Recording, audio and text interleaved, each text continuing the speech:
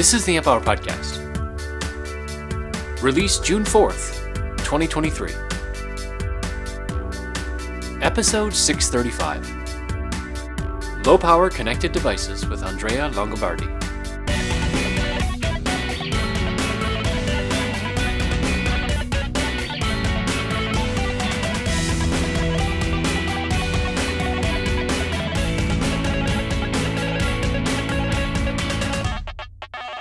Welcome to the Amp Hour. I'm Chris Gamble of Contextual Electronics. And this is Andrea Longobardi from Alto Tech. Hey, Andrea. How are you? I'm good, Chris. What about you? I'm real good, real good. I'm excited to talk to you. You and I got to hang out in Embedded World, and you are a member of the consulting forum, and we've known each other through that for a long time. Yeah. And we're going to talk about, your work and your work with Alto Tech here, and I'm glad you're here. Yeah, thanks. And I mean, first of all, thanks for inviting me to the show. I've been a long time listener, I think since 2013. So it's Wow. almost 10 years. Almost And the beginning. I think I missed very few episodes. So thank you. Thanks for listening. It's an honor for me to be here.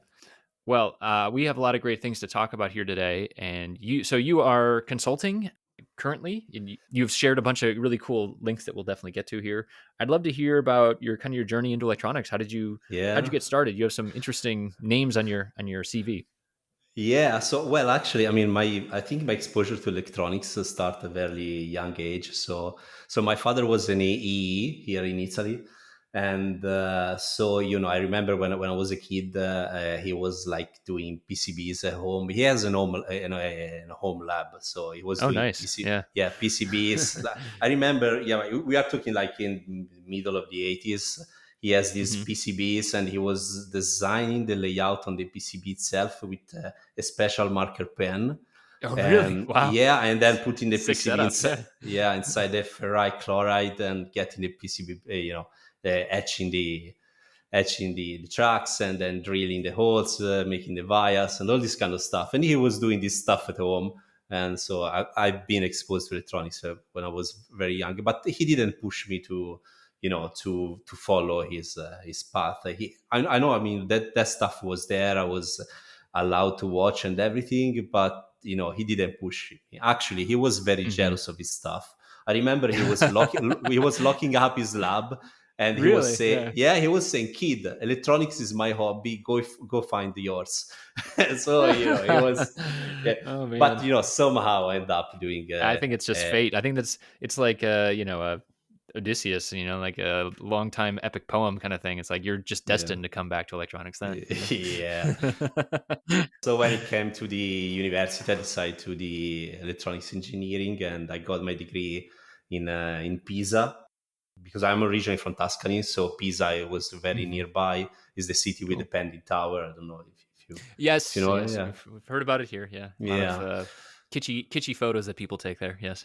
Yeah. So I've done electronics engineering, and then after the university, I started working, and I spent the first 10 years of my career in the semiconductor industry. My first employer was ST Microelectronics, which is a quite big company here in Italy.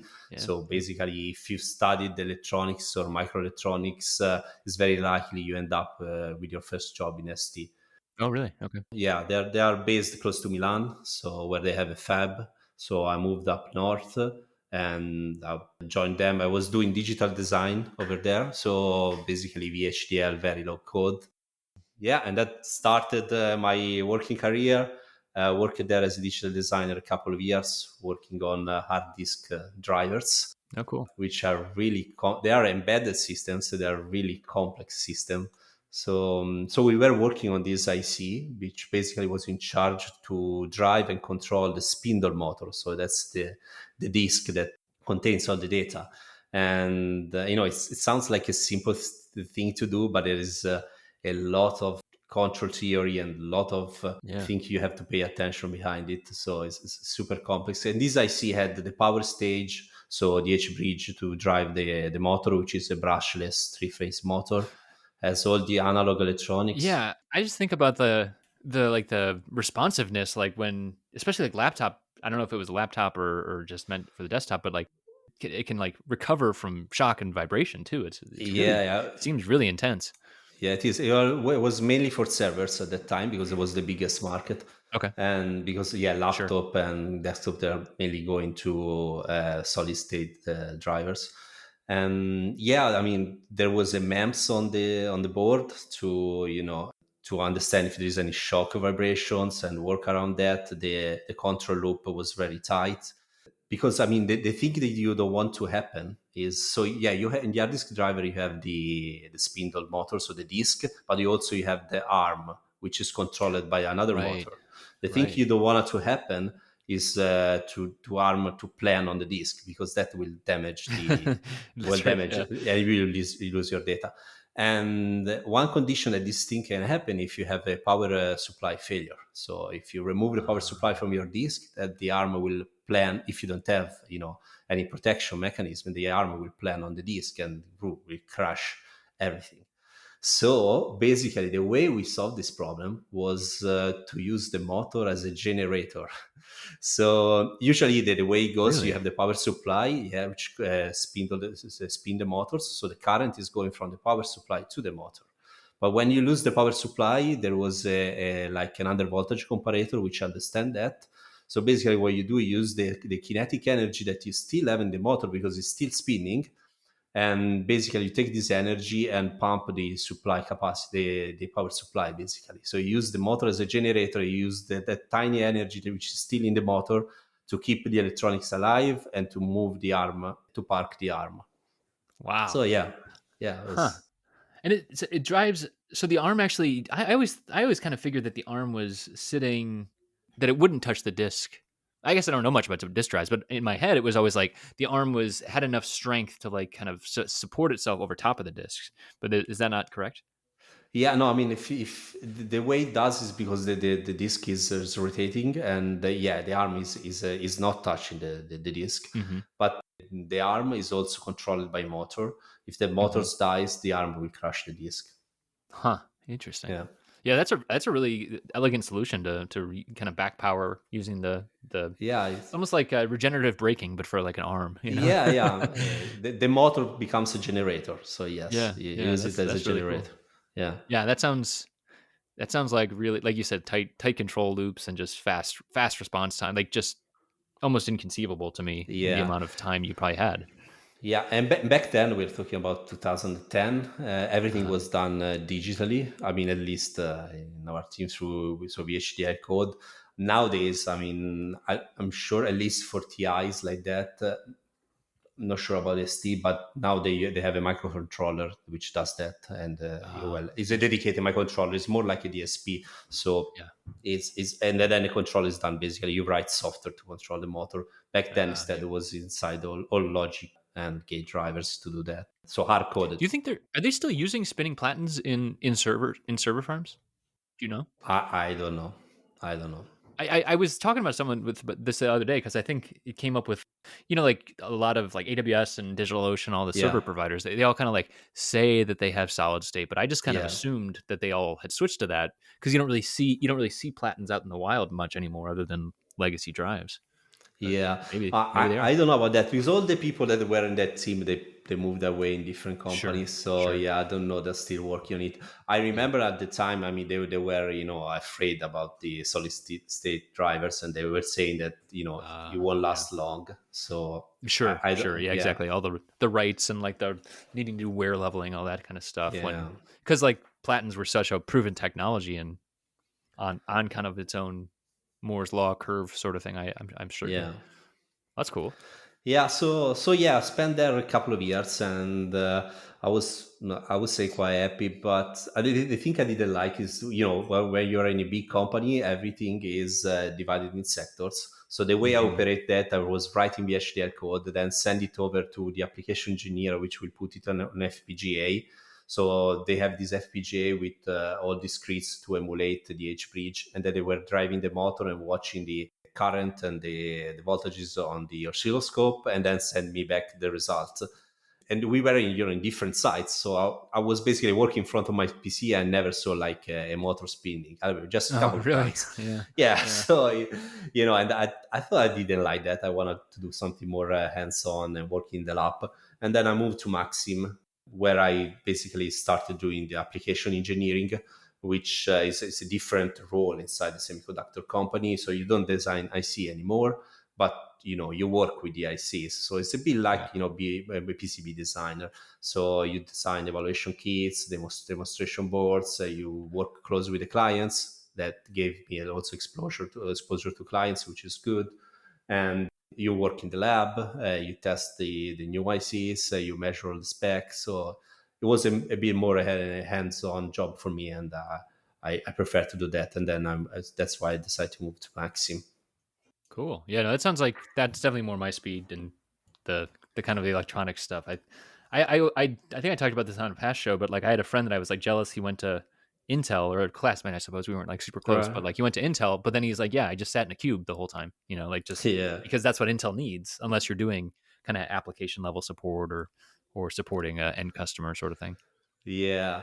So yeah, there is a good and there is the bad. I was very close to Hmm. the clients, so if they have a problem, I have to go there. I remember once. So by the way, I was working the automotive business unit. Oh, cool. Okay. And where was Maxim based before? Were they based out of Italy as well, or? Yeah, yeah, yeah. No, they are close to Milan. Uh huh. They have an office in the town where I'm living now, which is Pavia, which is still a university city. So there are Uh huh. lots of EE here, but it's very close to Milan. Now they moved. Is it headquarters is Italian as well though? It's like an Italian No, company originally, or no? well, no, Maxim is San Jose. It's an American Oh, it is. company. Okay, I didn't know. Yeah, I didn't know. Yeah, Oh, yeah, yeah, yeah. yeah. It's from Okay. the Bay Area. Okay. Okay. I think it was founded the beginning of the 80s. They Okay. started doing I think they started doing clones, and then they become a great company. I mean, to be honest, Right. Maxim Right. is one of the best company I've been working on, and Maxim I see, I really love them. I mean, I love them since the university because they used to send you free samples. Uh huh. Yeah, that sample program, man. Yeah, But that yeah, got a lot of people in trouble though too. Thinking you could get them in production. yeah, yeah.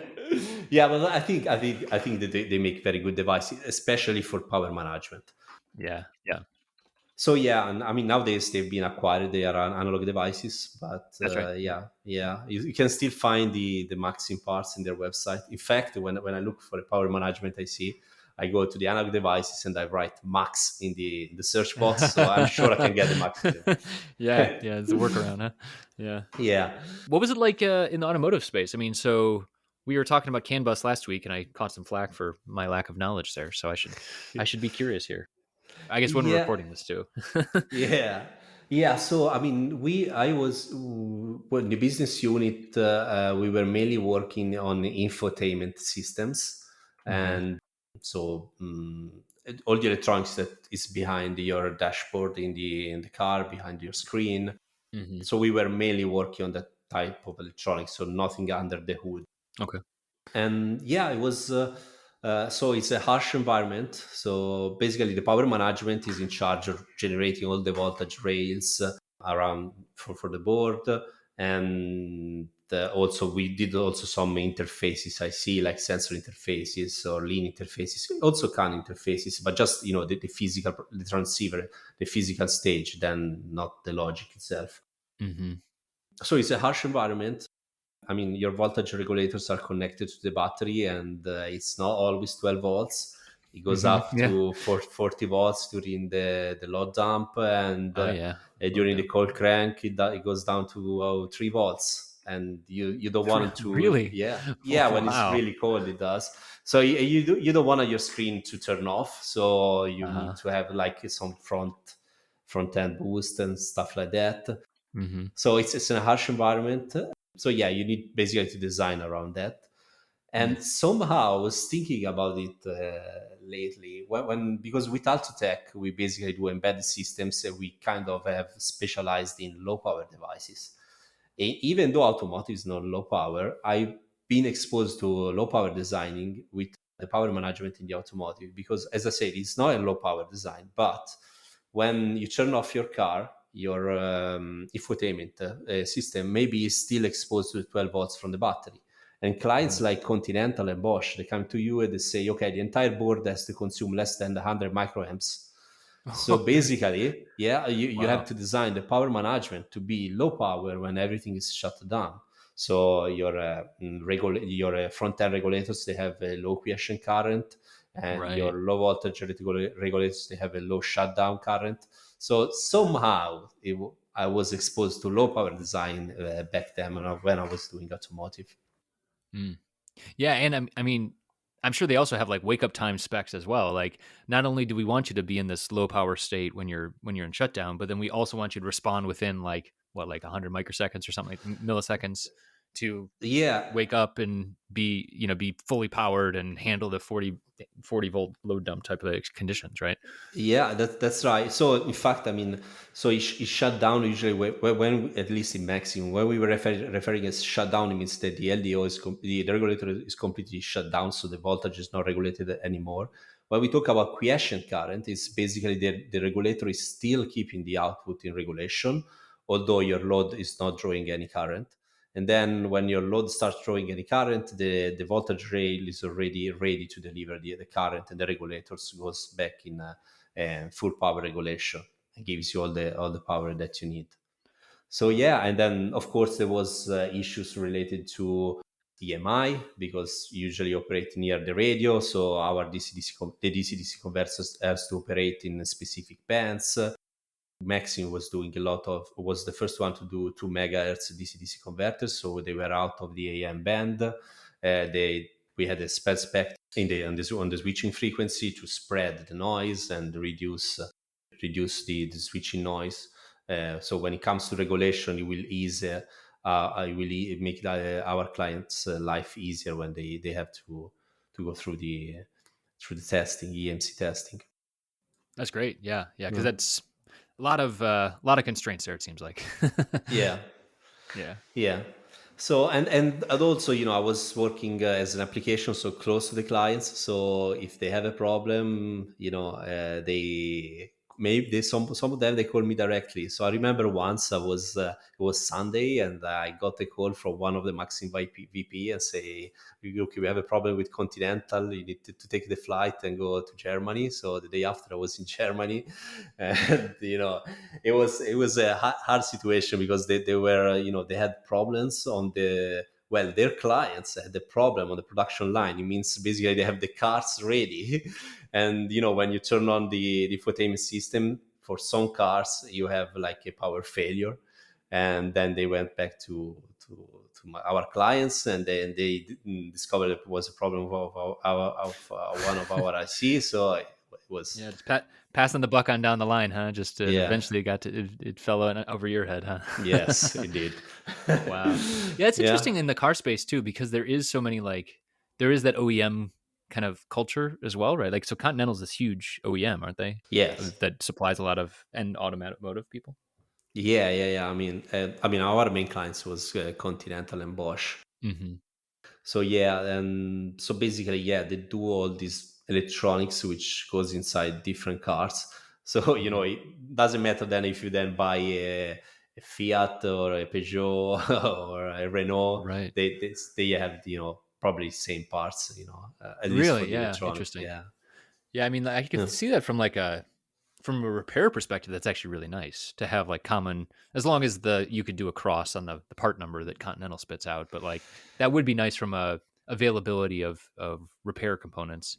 Yeah. But from a differentiation, maybe not so much. I guess Yeah. that I'm sure Continental sees a lot of benefit from kind of bundling all these things together too, so that when they approach a Maxim or a TI or a ST, they can be like, "Hey, look, we got all these designs. We're a really big customer as well." Yeah. Not to Yeah. mention automotive is huge. So Yeah, I mean, especially in Europe, I would say is the main market in Europe. Definitely. I mean, between Italy, Germany, and France, I think is the main market. do Italians and Germans like their cars? I haven't heard this before. Yeah, I mean, Yeah, I right. would say I think German cars are probably the best, but You're not allowed to say that. Come on, man. yeah. What about Italian cars? Well, I mean, we have a lot of high end brands like Yeah, Ferrari, Maserati, sure, sure. Lamborghini, and also Fiat Chrysler. They're doing quite well. So yeah, I mean, it's a huge. I mean, in Italy, it's a huge, the automotive industry and everything that surrounds car, especially in Hmm. the north. So Yeah, yeah, yeah, that's cool. That's a yeah, cool space to be in for sure. yeah. So now you're in the application space, and so you're continuing to do that sort of stuff. So now you're kind of like back at the board level. Is that right? Is that what you were able Yeah, to do there? yeah, yeah, yeah, Yeah, exactly. that's great. And yeah, and then yeah, and I took like a 4 years break from Italy, and I decided with my at that time was my girlfriend, now is my wife. We moved to the UK. Oh, cool. Yeah, because I always had this dream about making an experience abroad. I think it's something, it's very valuable. I mean, I met a lot of different people, different cultures, different way to approach problems. So yeah, we decided we don't have kids, so we are still, under the 30s, and we decided to move to the UK. And I basically joined ARM, so came back to doing digital stuff, but still on the application side. Got it. Yeah, but being a very digital company was a lot of software and firmware, which was good because somehow I get to learn a bit more about software and firmware and improve my skills in that field. Hmm. So yeah, we moved to Cambridge. We've been there. We lived there for 4 years, and Cambridge is a great city. I mean, from the tech point of view, I've met a lot of interesting people working in different startups and IoT embedded companies. So yeah, it's been great. Yeah, that's awesome. Yeah. What about one thing I'm curious about generally too? I mean, like, so we've had some guests on from Europe and the UK and stuff like that, but can you give us a feel for like engineering culture in both places and maybe how they differed? And then obviously I only have US based. I have a limited US based engineering culture experience. Well, let's start with Italy first. I think people here, they work quite hard. They're very dedicated. I think in general the culture is to put a lot of effort on the theory before start working on something, which I don't necessarily like, because sometimes you learn more that if you jump straight on the bench and start a few things. Right, you can miss something, but you can learn a lot. People are wondering why you and I get along with this sort of this kind of perspective that you have. Yeah. Instead, if you keep reading books and never be on the bench, yeah, you may become an expert, but you probably may not really know what you're talking about until you work on it. Instead, the UK was very hands-on approach. And I remember there was a guy which blew my mind. I mean, he was a really expert consultant. And he told me, remember, with the internet, you can become an expert very quickly and you can be pretty credible.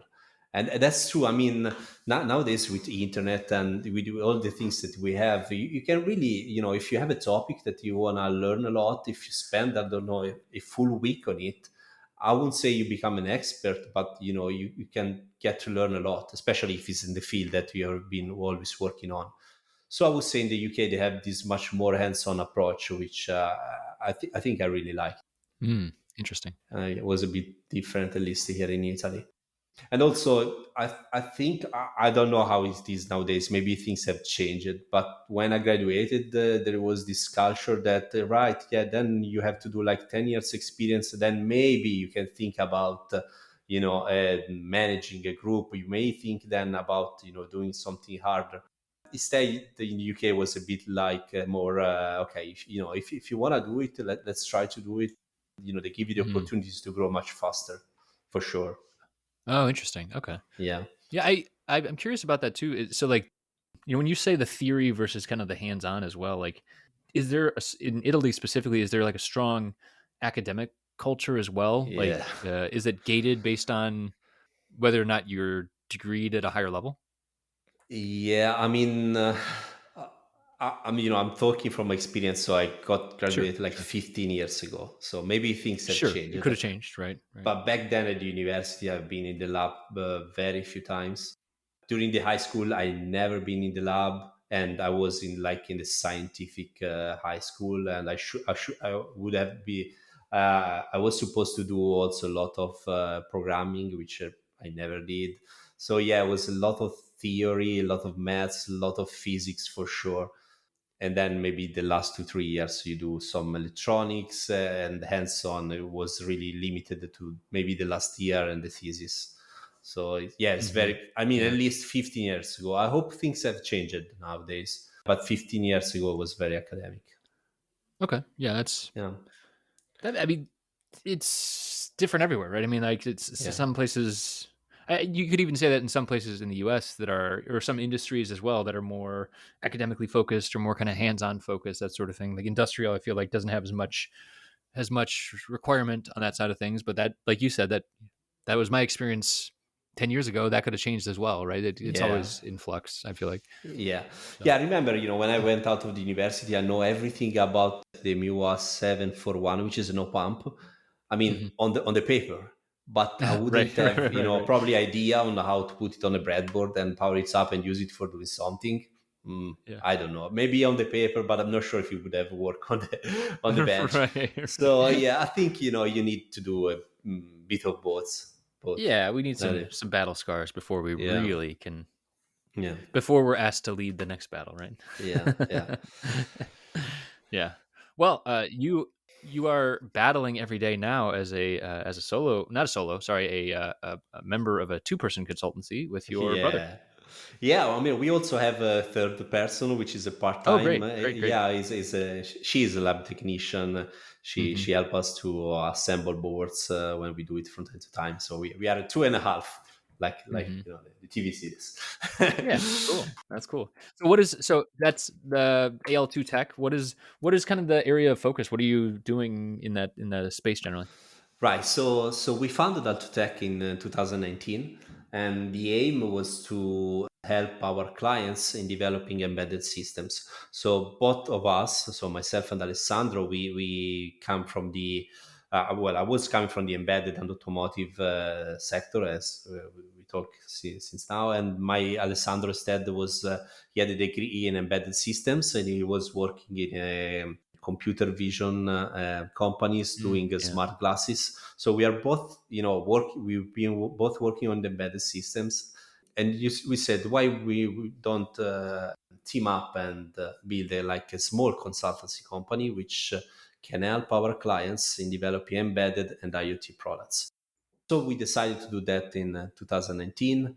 It was, I mean, he's 7 years younger than me, so he was fine with that. For me, it was a bit of a leap of faith because I was working at Maxim then, because then I came back in Italy, and Maxim have Ah, been yeah, so yeah, lovely to take me back. yeah. And so I was working with Maxim with a permanent, well-paid job, and my son was 1 year old. And then Yeah, I said to yeah. my wife, "Look, I'm gonna leave my job and start Alto Tech, and we don't have any clients yet, but we're gonna have it then soon." So it wasn't I think easy. that's I think that's when you and I got in touch too. I think when I remember Yeah, you and I had like corresponded about that, and you said you were going on your own, and I thought, yeah, it's great. I think it's a great idea. yeah. I think you did it like a year before me, and you kind of gave me the Oh, yeah, the I I hope I don't get in trouble with your wife if things go sour. no, no, Sounds like no, you no, guys are no. doing okay though. Yeah, we are. And I can manage my time. So I was able to, I mean, the first 2 years I've been working at home, so basically I've been Hmm. with my son every day. It's a great experience. Yeah, that's And nice. it's I wouldn't have the chance to do that if I was an employee. But yeah, so it has been great. I mean, we kind of tailored our expertise around low power devices. So Hmm. the Yep. products that we are working on for our clients are mainly battery powered devices, so that they have some constraints about how much current you drain from the battery, and we kind of built an expertise around that. They are connected devices, so they have some means to connect to the internet or to the external world, like usually it's a radio link, like Bluetooth Low Energy, Wi-Fi, cellular. Some of them they also have wired connection, and they have sensor interfaces because they have to do something meaningful, which is acquiring data from different type of sensors. So yeah, we've been working for on these products. I mean, we don't produce, I mean, these are not our products, they are our clients product, but we work with them as a basically an external consultant. The way we operate, we try to get the entire project for ourselves. We don't tend to do like part of projects, but just the entire project, and we deliver the complete solution. We also have some external consultant which we hired on the project based for doing the mechanics, and we have a company which we partner together from time to time, where they do web development, the application, mobile application development.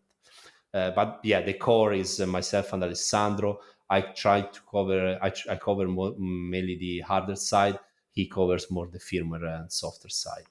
Mm. Yeah, That's a good split. Yeah, that makes a lot of yeah, sense. I mean, and you both have to know a lot about a lot, I'm sure as well. yeah. I mean, when we started, I also did the firmware side because there was more demand on that, and Alessandro did something on the hardware.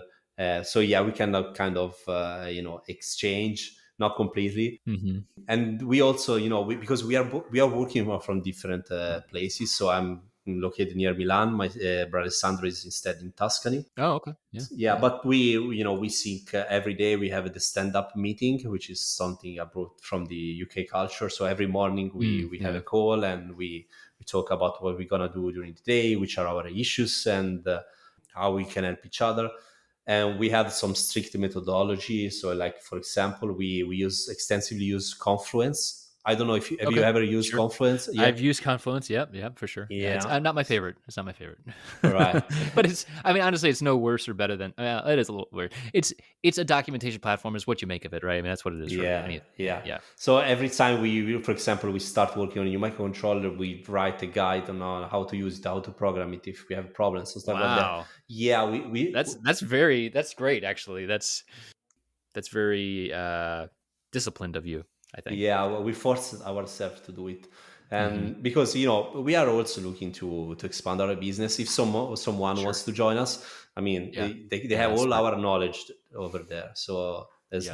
no documents scattered around. Even if you don't, like I've come back to projects like 2 years later and been like, who the hell wrote this? So like having a guide just for even your future self is good planning. And then like you said, if you do expand, then it's also there for that person.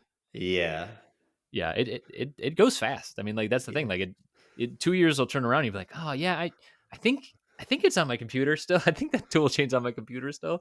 But like having documentation on how to install that tool chain and how to use it yeah. and like what you're doing, like that's important. I was just about to say I just replaced my computer, and thanks God I have written how to set up all the tool chains that we used. So it was great. What about like working with your brother? I mean, like you said, there's a big age gap, so that might be helpful in a certain way. But like, I I only have sisters. I would not work with my sisters personally. I'd be a little worried about it from the outset too, of just like Yeah, no, that's a different relationship. If things go bad at work, and then you have to hang out at a family event. yeah, no. I think I mean we both get along very well since we were kid. It's great. We work well together. We go fast because we kind of understand Yeah, each other, and that's great. we probably never argue. I mean, we always find agreements. The thing I'm a bit missing. That's why I want to expand the company is having someone with a completely different mindset. Because even if he's seven Mm, years older than me, we kind of grow up in the same area, the same environment. mhm. So the mindsets tend to be very similar. Instead, when you work in a company, that's something I miss compared to when I Sure, was in work sure. big companies. So you have people with completely different mindset, and sometimes watching at the problem from a different angle will help you. Mm. So I can highly endorse pairing up with an Australian and arguing with them once a week at least. That's that's a viable option for many people. You yeah, just gotta import an Australian. yeah, That's great. That's great. So you mentioned these are like IoT projects, low power. I think one thing that often when people ask me about consulting, they're like, yeah, I definitely want to do it. And I'm not saying this is part of our thing, but our interaction around this. But other people often say like, how do I get that first client? So since you were moving into that space, how did you find your first client? Because I feel like that's the most critical. yeah. So the way I did it, and that's basically the same way I'm operating at the moment, which I don't know if it's a smart move, but at least it did work for me. So basically, I start contacting people on LinkedIn, and that's the tool I'm using. I'm still using at the moment. So I was working, Hmm. so I tried to identify what was my target. So I'll say embedded IoT and small, medium company, size company, because probably I wouldn't have any chance to approach a big company and join them. So I identified my target, small, medium sized company. And because I thought that big companies, they wouldn't probably be approachable. Yeah, and long sales cycle too. I feel like even if you find the right person, like Yeah. getting listed as a vendor, that was one thing I was always surprised with. Like becoming quote unquote becoming a vendor is like it means that you're going through their accounting department, going through all the different things, getting everything checked off, and then finally, then you can send an invoice and get paid 60 days later or whatever, whatever the Yeah. terrible terms that they offer with big companies. Yeah. And then I started looking at the job openings. On LinkedIn, you can Mm, find job openings. that's a good idea. Yep. And then I saw, okay, this company is looking for a hardware engineer. Maybe I'll look up the company on LinkedIn, found who is the CTO or the CEO, or maybe the HR which posted the job opening, and send them a private message and say, okay, we are Alto Tech, we are an embedded design house. Maybe we can help you developing some products. And Right, right. Well, just do it. Just try it out. Just try it out, folks. Like, yeah, this is brilliant. This is probably the best way that I've heard to get to target potential consulting work. And like, thanks. the CEOs and CTOs, they get other people pitching, but I think it's all about like pointing out your similarities to what they're looking for, the fact that it's flexible labor, blah blah blah. Like, and they're getting pitched all the time, but if you do it right, I feel like you can land a couple. Yeah, I mean, it was very harder at the beginning because, well, I mean, we didn't have any track record, so Yeah, they that's have tough, kind of right? trust from us. What this is while you were still at Maxim, or is this you did a hard Yeah, cut and then you said, "I'm gonna go do this as my job no, no, no, no. I've done it in parallel for like six in months. parallel?" Yeah. So Yep. yeah, so it was See, like a good bit of advice. Good advice. Yeah. faking that I Yeah. have a company which I didn't have, Yep. Yep. and when I built up a pool of potential clients, then Yep. when I decided to make the leap. Yep. I think the only thing, and maybe you did this too. What did you show them when you were pitching these CTO CEOs? What did you Yeah. show them? Right. So, of course, during those years with big companies, I've done some side projects, which I think is vital. So, Hmm. one thing I've done was an air quality sensor Uh huh. with a keyring shape, and Hmm. which then led to the air quality T-shirt, which we can talk later. So Yep. Yep. basically, well, I've done few projects on my own, but that one was my I would say my spotlight. So it's like a key ring, so that Hmm. they use to put your keys, but it has Hmm. a small battery inside and some electronics and an air quality sensor, and then sends the air quality data over Bluetooth Low Energy to your phone. Yep. So Yep. that's a product I was showing them. Yep. And That's also I have perfect. other couple of power management general purpose boards. So I was showing them, these things. Yep. And I think that end to end nature, though, like the fact that you're trying to find work that was end to end, I'm sure there's other people in the space that were also looking for similar kind of things. Like BLE is like a key term. Be like, hey, look, I built this BLE thing. You're looking for a BLE designer. Let's chat. Like even just getting to that chat is the most important thing, I think. yeah. Yeah, and the thing that we were already advertising for low power, there are we they were looking for low power expertise, and this keyring, it was a very low power design, and Hmm. showing them how I characterize the sensor and all this kind of stuff was good. Hmm. Yeah. And so, what was the first? What ended up working? I guess. Sorry, could you repeat the question? Like which who ended up taking a chance on you, I guess, in that case? Who was your first, if you can't say the name of the company, like what was the All right. the nature of the company that took the first jump? Yeah, yeah, right. It was a small company, like 4 people, Uh-huh. Yep. and they were developing data loggers, battery powered data Yep. loggers Perfect. for monitoring like infrastructural systems like dimes or bridges. Uh-huh. Oh, And they okay. were building this box, which basically has a sensor interface this type of sensor using to measure the displacement. They're called vibrating wire sensor. Basically, they are like the guitar string which resonate at a certain frequency. Uh-huh. Oh, cool. So basically, depending on the strain that you put on the sensor, it will resonate at a different frequency. So you need to build some electronics to excite the sensor, and then to measure the response and trying to understand what's the resonating frequency, doing basically the FFT. Oh, These that's sensors cool. are very precisely to measure small displacement, like sub-millimeters displacement. Mhm. So this company was doing the data logger, which was interfacing with these sensors, getting all this data and send it over to the cloud. And it has to be a low power design. They had a firmware engineer. They didn't have a hardware engineer, so I did the hardware for them. That's Mm. how we started one branch of the products that we are selling with Alto Tech, which is the data logger industrial monitoring system. Yeah. That's awesome.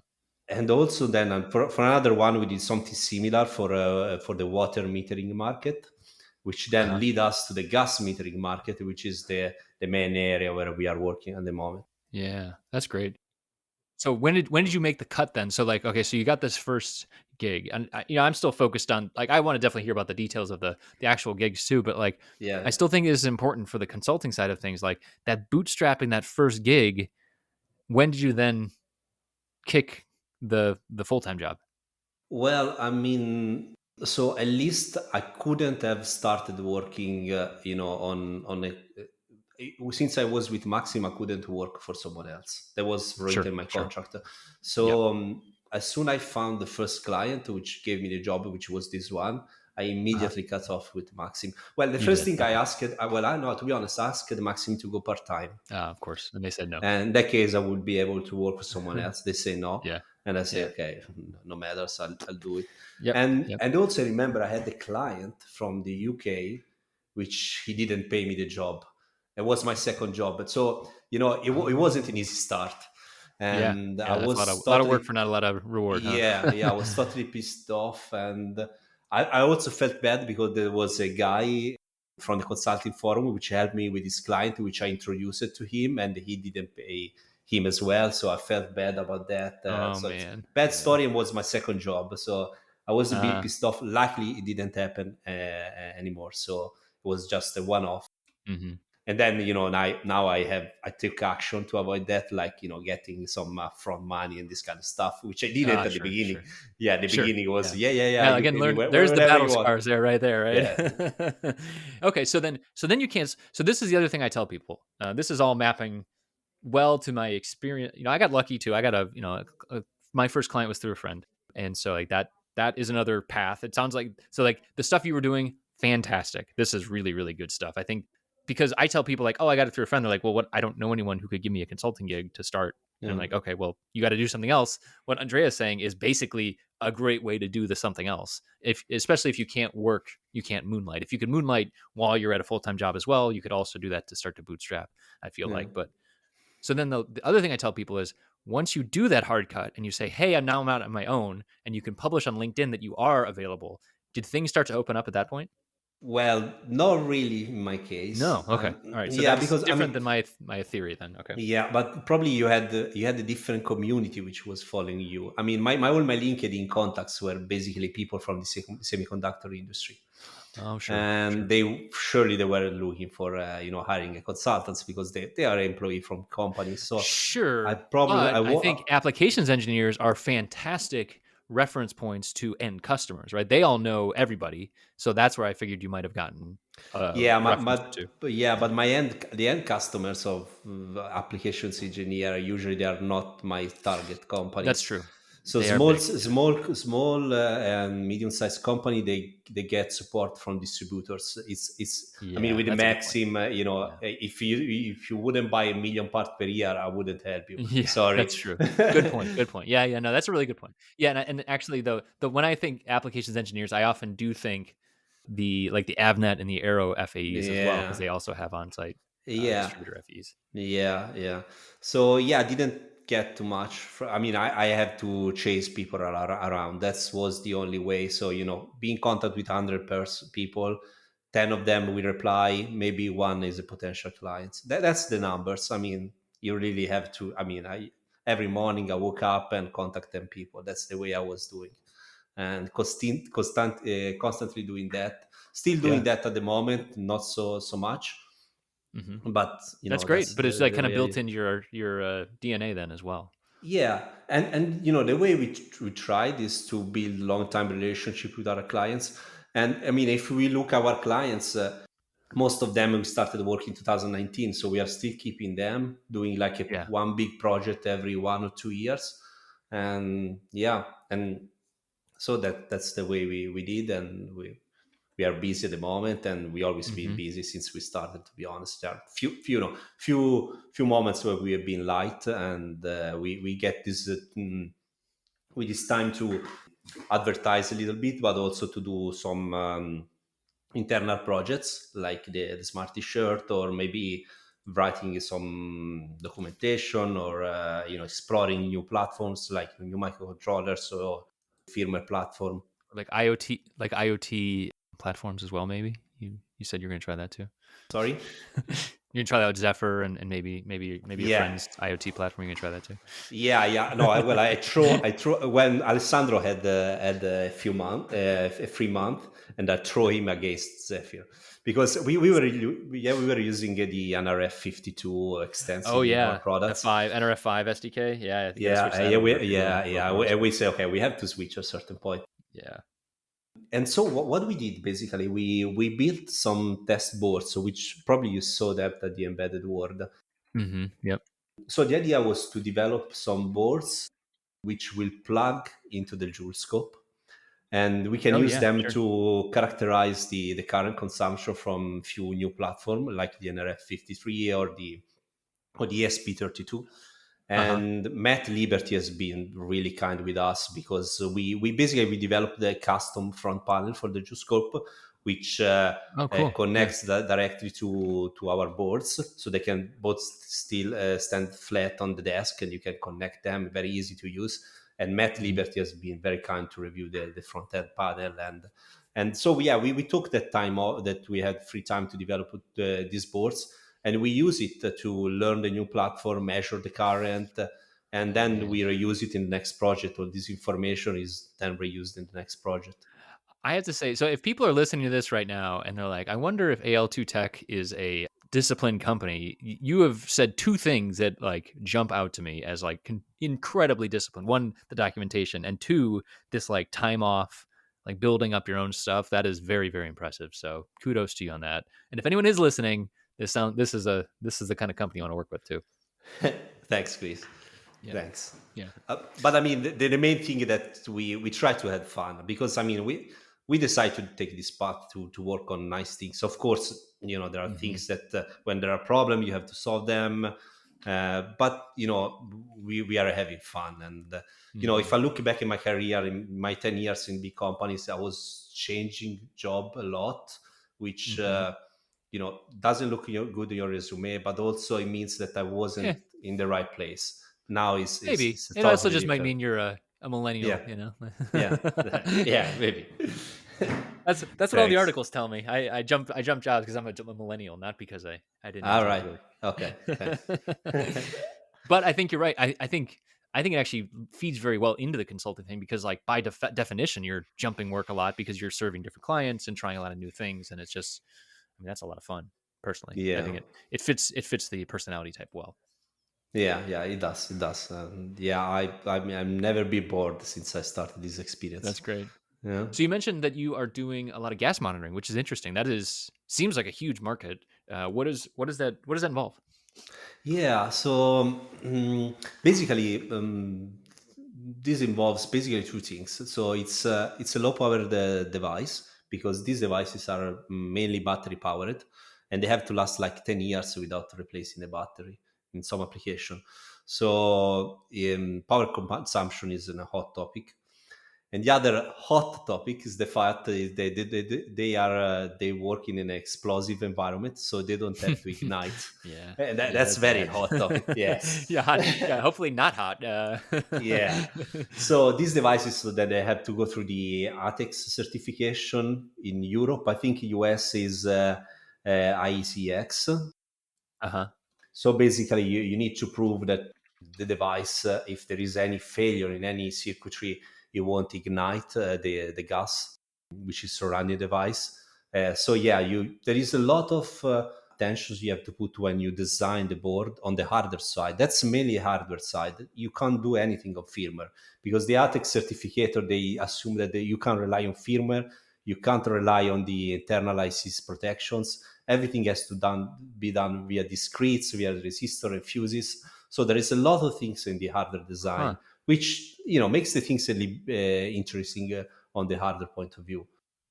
And how do when the testing comes up, like when you go to certification, how do they actually trigger the various failures? Because it just feels like there's ever expanding, branching set of things that could go wrong, but Right. they're trying to actually see if it's going to spark or ignite, right? Right, yeah. So I've never been in a certification test facilities, but I've seen some pictures because that's my client which goes through the certification.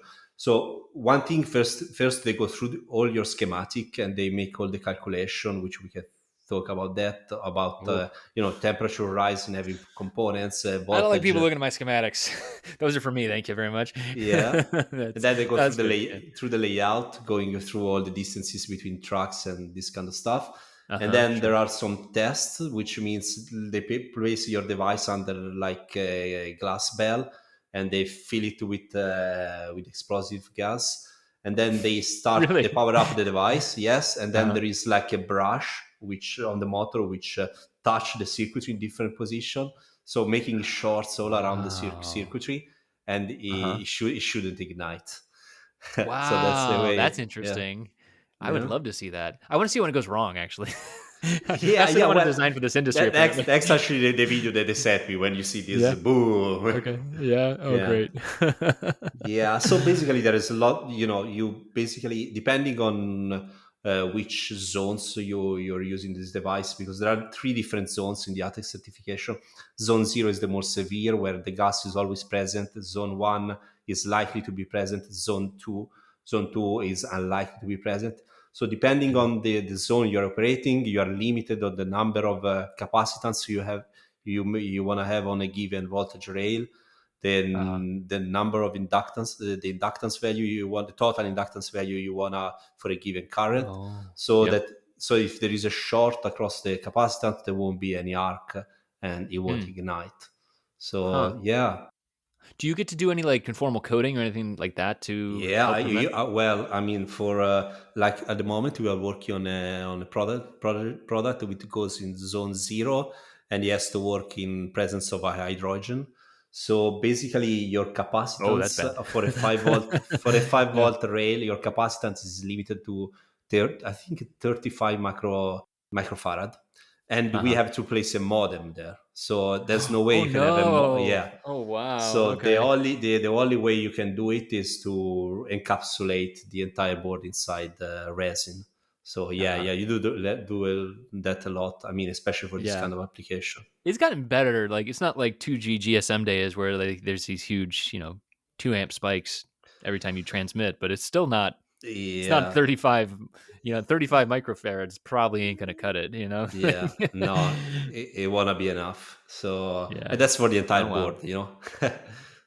Oh So really? Aggregate for the yeah, whole thing? yes, yes. So and Holy the only way moly. you can do it is to resonate the entire board.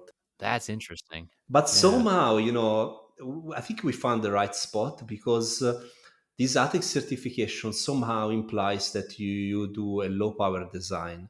I can explain you what I mean.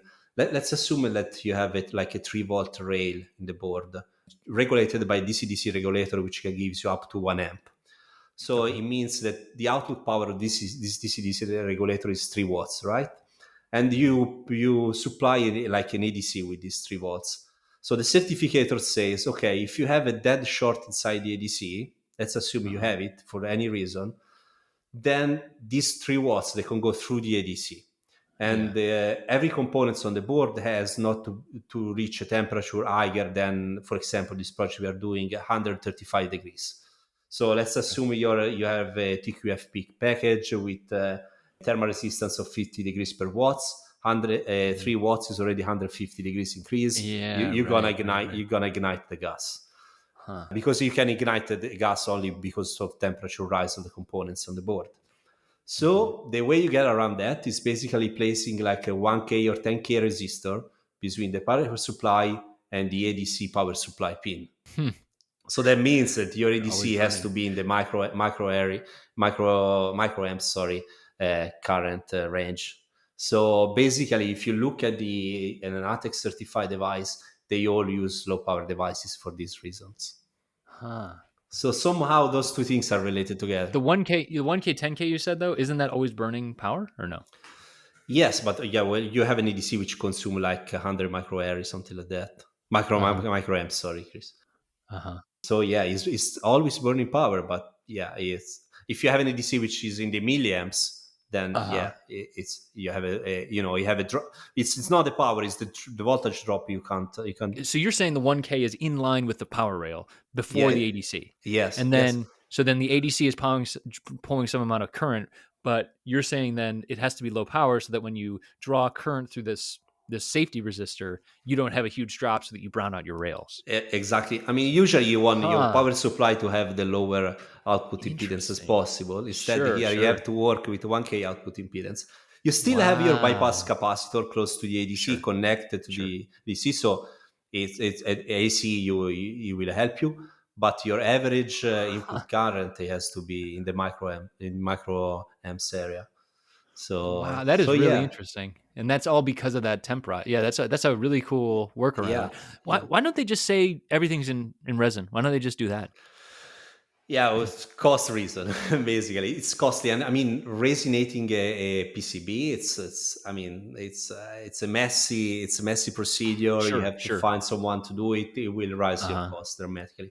For Got it. Got example, it. yeah, one way is that you have some daughter boards which are resonated, and then you put them on the main board which is not resonated. So yeah, Yeah. Yeah. yeah. Interesting. Huh. So yeah, for reducing cost. Yeah. And so you said this is in the gas industry. Is this like on the meters, or is this at a facility, or is it kind of like all over the place? Well, yeah, it's a facilities, but it's close to the meter. So this type of products they are called the volume corrector. Mm-hmm. So the gas meter. So there is a flow meter which measure Mm-hmm. the Yep. volumes of gas you're consuming. But Sure. the way that they don't bill you based on that number. The way they do it, they also measure the temperature and the pressure of the gas because you should be billed based on the energy you're consuming. And the energy, Sure. if you follow the Gay-Lussac rule, Yeah, if it's a cold day, it's gonna be a different amount of flow or whatever. yeah, PV equals NRT, I hear. exactly. That's That's yeah, Gay-Lussac. yeah, Yes. So yeah. basically, these volume correctors, they take the input uh, from the flow meter, they take the input from the pressure sensor, from the temperature sensor, put all them together, and come up with the standard volume of gas you're mhm, consuming, and you will be based on that number. So yeah, so these devices are close to the gas meter. That's why hmm, they're exposed to yeah, gas, and they have a cellular connection usually. yeah, right, So there's a yeah, modem, and they send data over to the cloud right, through the modem. yeah, and that makes sense Yeah. too that they would have a lot of money to do this sort of thing too, because then you're also, I mean, this is like classic IoT type of application. I feel like because the old way they used to do this is send a guy around with a little, like for a while it was just reading a gauge, and then it was driving a truck, and then now maybe not even drive a truck. I'm guessing. Yeah, I mean, and I mean, these things are in an explosive environment, so you can't really send your average Joe to do that. I mean, yeah, it has been Oh, like a so this is 30. sorry. I was thinking residential, but yeah, this is the No, commercial no, you're no. saying. So there's Yeah, this is yeah. don't send a guy into a hydrogen environment. Yeah, That'd be yeah. bad. So you have to be a certified person. Yeah, Sure, expensive, expensive. Yep, yeah, yeah. totally. I mean, these are high margin products in Yeah, compared totally. to the embedded IoT Hmm. gadgets, and these are high Yeah, margin products. yeah. Well, what about the other direction? So you also worked. You also mentioned this shirt, the Electra. Yeah. This is a product you guys made as a Kickstarter, and then it kind of became a product that you can kind of showcase for Alto Tech, right? Yeah, correct. So basically, 2 years ago, we had this idea to do an internal product. I already did this air quality sensor in a key ring form factor, and I say, Mm-hmm. okay, I like this idea. I like the idea that people are aware of the air quality that the air they are breathing. And I was working in Milan, and I remember I saw people running at lunchtime during the lunch break nearby the highway. And I say, I would like to, if I was them, I would like to know if the air I'm breathing while I'm exercising outdoors is good or not. And so we had this idea to build this air quality sensor, which is embedded in T-shirt that you can use to run outside. And basically, the sensor will measure the air quality through a carbon monoxide sensor, which is a good indicator of air quality or air pollution, mainly from diesel engine. And then we'll make this information available through Bluetooth Low Energy. So again, with your cell phone, you can retrieve the data, or through NFC. So if you don't want to exercise with your phone, later on when you're back home, you just touch the sensor and you'll download all the air quality data from the sensor. So the sensor itself is very tiny. It's like 18 by 18 by 8 millimeters, and it's very light. It weighs less than €1, so less than few grams, 5 grams. And the battery instead is embedded into the T-shirt. So basically, you Ah, connect the yeah, yeah. sensor to the T-shirt through a magnet, Mm-hmm. and which is inside the sensor. I mean, everything is encapsulated, so you don't see anything. Mm-hmm. And the Yep. battery will power the sensor, and we start gathering data. Yeah, and Um, that's nice too, so that you don't have to, so that like you go to take this thing off the shirt, and then you want to like touch it to your phone. You don't have to like hold the phone up to your shirt. You take the sensor off and do that sort of thing. How do you? I think I asked this at the show, but how do you wash the shirt? Do you take the battery out when you're doing wash? yeah, so yeah, no. So we done some testing, and there's something smart underneath the. Yeah, there's not on the T-shirt. There's not just the battery. There is also some Mm-hmm. circuitry Uh huh. which basically, so on the T-shirt you see the two pins which are the battery, the two pins which power the sensor, but they are not the battery pins. There is something else in the middle. So I show you, if you go with a multimeter and measure the voltage on those two pins, you won't see the battery. You see 0 volts. The voltage is exposed only when you plug the sensor, and this is done Oh, that's through right. the Yeah, that's right. Right. Right. magnetics. And yeah. Mm-hmm. Yeah, so that's like pulling a reed switch shut or something like that Yes, with the yes, magnet. that's it. Yeah, And that's so fascinating basically, though. we done few tests. So when you wash the T-shirt, basically the water will touch the two exposed pads, but it won't short the battery because the battery Mm-hmm. is not directly exposed. And then everything is there is like a resin inside the battery enclosure, which Mm-hmm. basically is IP68. So ideally, you Oh, can nice. wash it. I mean, we've done few tests. I won't say it's production ready, but we I wash it a few Yeah, times. it's good proof of Yeah, concept, that sort of thing. yeah, Toward yeah, and that's probably and it's not in production yet either. So like it would no, be get further testing, that sort of no. But thing. I mean, I washed it like 10 times, and the Yeah, battery is still okay. that's So great. Yeah. yeah, And that's I was thinking too. I was like, oh, what if you want to replace the battery, but it's so low power that's like kind of like 10-year lifetime. Probably it's gonna outlast the shirt. Like yeah. the harsh environment of shirt. So if you run 1 hour every day, the Uh T-shirt huh. will last 2 years. So Oh, it's really? probably, yeah, Well, it's lucky for probably, me, I don't run an hour much of any yeah, time. yeah. But then yeah, you have to change the T-shirt, after two Yeah, years. right. It's probably a good Yeah, idea. If you're running an hour a day in a t-shirt, you should get a second yeah, t-shirt at least. yeah. At least Probably have you two. should. Yeah. So yeah, we started as a side project, and then we are mainly using it to showcase what we can do, because basically it has everything we can do in terms of low power design, Bluetooth, NFC, RF connectivity. Is on a flex PCB, so there is Mhm. also we can show off. We can do also flex stuff. There is a very low power sensor, touch button. So yeah, we can show off a Yeah. few things with that. Yeah, and I feel like, for showcasing, the entire again like showing up to a so like the LinkedIn stuff that you're doing is basically getting you to the point where you get a call with a potential client, and then it's like you need to show up in that is definitely a hard thing to do, is to get that first call. But Yeah, then like your entire job is just to get them. I feel like once I got that first call, the job was to show enough stuff and to show enough like know-how to get to the first 10 hours build, right? So if I can convince them like, hey, yeah, we're just gonna here, let's get the document signed. Let's, say we're only gonna do 10 hours of work just to get things going. Cause then really the proof positive in my consulting work when I was doing it was like they see at the 10-hour mark that I'm communicating, that I'm, documenting my stuff, that I'm doing good work, that sort of thing. And then that then is ultimately what gets you the full contract, I feel like. Yeah. In fact, when I go to the client, the first thing I do when we sit on the desk, I just take out all the boards and put them in their Yep. hands and start to, Yep. talking about them. Yep. That's brilliant. Yep. Yeah. And also, for clients which are more in the hardware, Hmm. but I can also share them my projects. With Yeah. I use Right. Altium, so it's very easy to share the entire projects, Sure. layout, schematic, everything. You just need a web Hmm. browser. So I do that, and they can watch how we do stuff.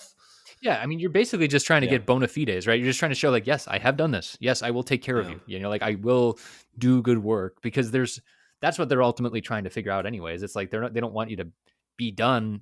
If what you were doing could just be bought off the shelf, they would have already bought it, right? So yeah, you got yeah. to prove that other stuff. Yeah, and a few times we also had people interested in the T-shirt and say, "Oh, we want to have Hmm. samples," and so yeah, we are still thinking about making Hmm. a commercial product at a certain point. Uh huh. Um, You didn't end up kickstarting it, is that right? no, we didn't. We didn't. We Okay. kind of stopped that. I mean, we invested quite a lot of money in advertisement, but Uh huh. we didn't get enough leads. So Mm, basically, yeah. it means there is a cost per lead, which is like a metric. So how many euros you have to invest to get Sure. someone interested? Where this metrics was really bad, and we decided, okay, we shouldn't do the Kickstarter because it's not Mm, worthwhile, and we put it yep. on pause. But as I say, I use it to advertise what we can do with Alto Tech, and maybe in the Yeah. future we will Yeah. find a different way to launch. I think that's The, great. And like, you had it as a main thing on your stand at the Embedded World, and yeah, you said you got work out of that. That also, like that again, like it's one of those things where you can just kind of reuse this idea over and over again to showcase the things that you do. yeah, because if you have a board, it's very hard to attract someone at the roadshow. Instead, if I have like this model with a T-shirt, it was easy. Say, you come, do you like to exercise outdoor? Do you want to see a T-shirt? It was easier to get people interested in what we were showing. Yeah. Yeah, So, totally. Yeah, and people it can was, like identify with it too. Like they're, yeah, they can identify with it maybe as like, oh, I know how to run. yeah, Oh, come on over, let's talk about it. Like it's a more commonality than like, do you know what this FR4 thing is that I'm yeah. holding in my hand? Yeah, it's tough. Exactly. It's Exactly. Exactly. yeah. And Uh, and Embedded World as a startup was a good experience, bad experience? no, it was a great experience. Yeah. At the moment, we are mainly working for Italian companies, and we've done Hmm. few works abroad, but not too much. And embedded world was the idea was to get us to get known also outside Italy, and we got some few interesting leads, talk with interesting person. So it's definitely a good experience. Also, managed to meet you and Robert and Andreas. Oh So yeah, yeah, other yeah. people that I'd never met in person. So even on the human level was a great experience. Yeah. After Yeah. 3 years of COVID, it was definitely Yes, time exactly to, right. Yes. yeah, Yeah. it was Yeah. definitely time I to think do after the that. first year of COVID, I probably would have gone to a trade show where it was just like me talking to a mannequin, or just like any kind of Yeah, anything to get out and talk to people. But yeah, after 3 years, it was really great to get to meet you and hang out. was a great experience. Yeah, Yeah. it was great. Let's so we're running out of time here, but let's go through some of the other projects real quick that you've been working on, because I think these are kind of showcase the other things that you can do in the IoT space and that sort of thing. Sure. So we have the rain. It's Yeah. irrigation. Is that right? Yes. So basically, for this company, we developed we helped them to modernize their irrigation system, which basically was electromechanical stuff. And we Mm-hmm. build these smart sprinklers, which are battery powered with a Bluetooth to energy interface. So basically, you go there, connect with your phone, and you can change the schedule when you want the Mm-hmm. sprinkler to go on and irrigate your gardens. And you can do it Mm-hmm. with an app. So it's much more user friendly and more in line with the time. Yep. For them, we also done some gateways, so Wi-Fi to BLE gateways and cellular to BLE Yep. gateways. in that way, Yep. you can control the sprinklers directly from the cloud. Yep. And again, we did this gateway mains powered, but also battery powered, because sometimes they have to put it on a pole in the garden, so there's no mains. So again, low power design was a great feature that that we added to the product. Hmm. And were they like a mechanical company that you kind of came in as like the people adding connectivity? Yeah, kind of. I mean, we got them through actually another partner, which was this company I was telling you before, Hmm. that does web development and Mm, mobile development. So they had a link with them, and they said, okay, we need yep. to develop some new smart hardware stuff, and they approached me, and we kind of team up to doing that, because this project has also the mobile phone and the Oh, mobile sure. Yeah. application and the web interface. So we Yeah. team up with them. Actually, I also do consulting in that area, so in web development and Oh, cool. mobile development. So that good company, and they are called Tawa, and that's actually one of the other product we have been working with them, which is the Tawa Nito, which is Ah, yeah. a Yeah. Yeah. gas. Yeah, it's a data logger, battery Hmm. powered, cellular connectivity. That's the one that was shaped like a coffee bean. Is that right? Yes.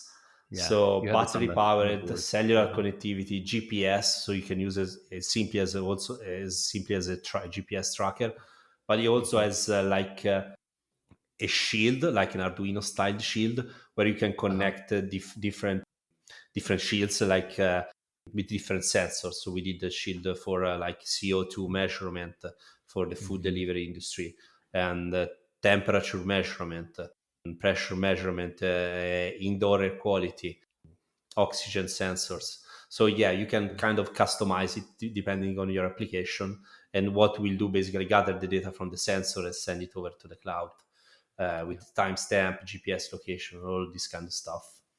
Yeah.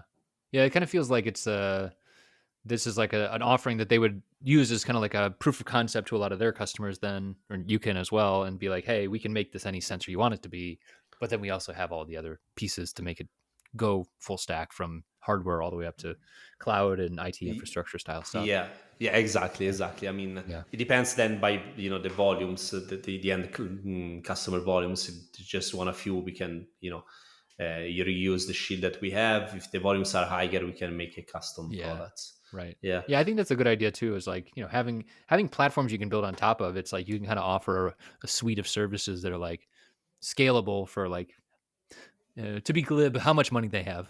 If they want something yeah. fully custom, it's going to be expensive, and if they don't want something fully custom, then no problem. But here's Yeah, what you get. You know. yeah. It's one of the questions that you learn to ask when you met Yeah, clients for the first time. that's Is right. Yeah, how many you want to do it? They say maybe three. I say, are you sure you want to hire me to do a custom yeah, right, PCB for right, right. three Those boards? three are going to be So real expensive versus, yeah, we can amortize my cost over 1,000, couple thousand units. No big deal there. yeah. And I mean, it makes sense, that we are honest with them, and we say, okay, look, if Hmm. you want to just do three, we can buy off the shelf, and we can make a prototype for you without off the Yeah, shelf right, right. components, and we still do the job. It makes sense for them. It costs less. It's probably faster, and then if then they want to make more, we can think about the custom product. Yeah, yeah, exactly. Yeah. Yeah, no, this is great. It's been really great kind of following along as you're building out your company, and it'll be interesting I think as well, like if you do end up hiring another, so you have your technician that's doing build stuff, but if you do hire another engineer, I'd be interested to hear about that experience too, because it'll be like someone coming into quote unquote a family business, and so like Yeah. sounds like you guys are doing a really really good job on documentation and the driving yourselves and that sort of thing, but then it's like a kind of culture shift when you bring in an outsider as well. So if you decide to do that, I'd be very curious to hear how that goes. Yeah, yeah. I mean, we think I mean, we are looking. If someone wants to join us, we definitely Do you have have any like room. young cousins maybe, or No, unfortunately long not. lost long lost sibling? Not that I am aware. Well, my son is 5 years old, so Yeah, still yeah, have you got a little while to for him, wait. right? but but yeah, I mean, I think it will be. I mean, I think we are ready. I mean, internally, we've done everything thinking about when we're Yeah, gonna expand. So yeah, so yep. That's yeah. smart. That's good to think and plan about that, especially because like, you know knowing you're very technical, and it seems like your brother is as well. So like then it becomes like more of a management kind of thing too. That's always the shift, I feel like, for growing consultancies. It's like, when does it shift into a more management or like finding work kind of role? Yeah, yeah. Yeah. I'm afraid of it. You make more Yeah, money, but then you don't get to be on the bench. So is it yeah. worth the trade-off? I don't know. No, I think I'm gonna stick with the bench. As long as Yeah. I do this job, I don't see Yeah. myself being, just doing management or being away from the Mm. bench. Maybe teaching stuff is something I Sure, like, sure. Teaching is fun, but right? yeah, Yeah. I don't see myself. Yeah. But it does that's always like a question in my mind when I think about like growing consultancies. It's just like, who's going to be doing the lead generation, and who's going to be doing the management of people as it grows. You start getting past that. Like we had Scott on, I forget Scott's last name, from Australia, and he was, went from, Dave interviewed him, and he went from like, young engineer to like a 6-person consultancy, and then like he's like talking about all the other things he has to do. It's like, yeah, that's what happens, is that you start to have to do the other stuff, and that Yeah, that yeah. can be frustrating sometimes. Yeah, I mean, I hope my brother will take that part of the management. I mean, There you even go. if he's younger, I'm fine with that. Totally fine. I Yeah, think yeah, I'm yeah. more inclined to be on the bench while he is probably more Mm, inclined on management. So yeah, yeah. he probably Yep. can do that. That's great. That's good. It's Yeah, just important to know what you like, right? I mean, like, and focus on yeah, that. yeah, Well, yeah. Andrea, I have really enjoyed talking to you about this stuff. I enjoyed hanging out in a better world. Hopefully get to hang out again sometime soon. Where Yeah. can people find out more about your company and the work you've done, and what you're hoping to do in the future? Yeah, so I would say that the best way to reach me is through LinkedIn. So if you look for Andrea Okay. Longobardi, Alto Tech, and that's the main tool that I use it. And of course, we have a Hmm. website, altotech.com, where there is a form that you can fill it to contact us. But if you just send me a contact request on LinkedIn, I will be happy to be in touch. We have from time to time people approaching us just asking, suggestions or questions, and we always take the call. There's no, don't be afraid, just be in touch. There's no problem at all. I mean, we like to get new people and hobbyists, so yeah, we're Yeah, definitely available for a chat. that's great. All right. Well, thanks for chatting with me today, and looking forward to talking again soon. Thank you, Chris, for having me on the podcast. Take care.